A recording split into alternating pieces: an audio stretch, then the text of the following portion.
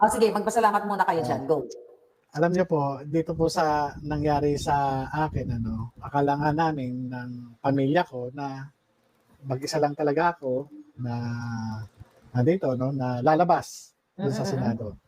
Bagamat wala akong literal na kasamahan o ano 'no, na katabi ko sa upuan o sa Mm. pagsasalita, pero Mm. talagang naramdaman ko, nakita ko 'no, yung pagmamalasakit ng mga tao.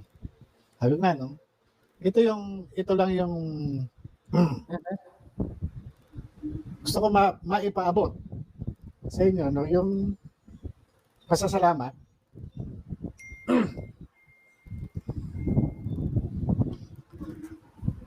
Sa Mahal mga namin kayo sir. sa mga Nandito kami. grupo at mga individual na patuloy na nagiging katuwang ng sambayanang Pilipino sa paghahatid ng tunay na isyu ng lipunan at patuloy na nagmumulat sa kamalayan ng sambayanang Pilipino. Kaugnay ng ginagawang pambubudol ng Pangulong Ferdinand Bongbong Marcos Jr. sa sambayanang Pilipino. Una, yung Maharlika Network, yung Boljak, Boljakera, SAS Rogando Sason, Joey De Vibre, ang SMNI, Peebles Talaquera, Attorney Trixie Cruz Angeles, Attorney Harry Roque, Attorney Glenn Chong, Attorney Vic Rodriguez, Attorney Badong, Attorney Risa, Jay Sonsa, Ka Eric Celis, Loreng Badoy, Banateros, sina Banat Bay, Coach Oli, and Boss Dada, kina Yusek Marlon and Yusek Pam ng The Third Floor Studio, kay General Macanas, kay Captain Dado, kay Miss Malu Tikia, sa grupong Hindi Mo Pera Yan Group, Marcos Resign Movement, Hakbang ng Maisog Group, Ibi Jugalbot, I Am Shawen, Ibarra Crisostomo,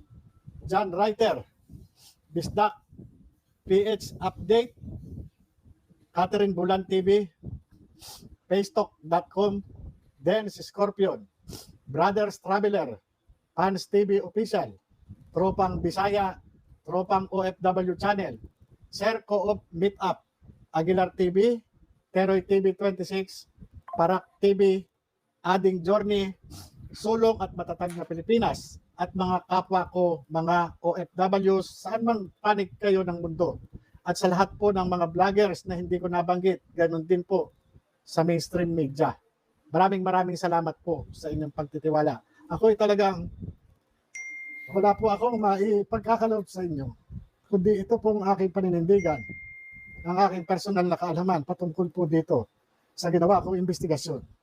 Kung saan man po ako pa rin ng tadhana at ng kapalaran, ay masaya ko po itong babaunin kahit sa kabilang buhay. Yun lang po.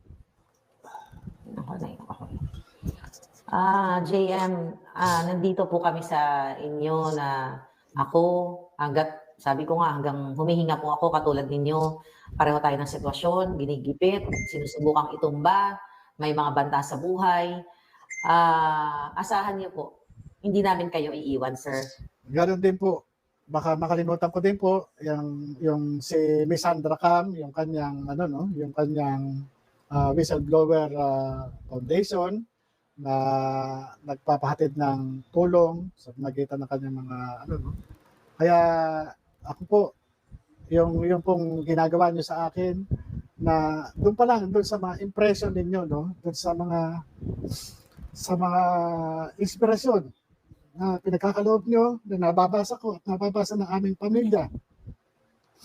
Napakalaking bagay po nito. Parang ito na po yung nagsisilbing kalakasan sa amin. Ito na po yung nagsisilbing hininga para sa amin. Dahil alam ko po, itong kalagayan ko na to talagang napaka-imposible na malampasan. Pero naniniwala ako na sa pamagitan ng Diyos at ng sambayan ng Pilipino, malalampasan ko po ito, malalampasan po natin lahat ito.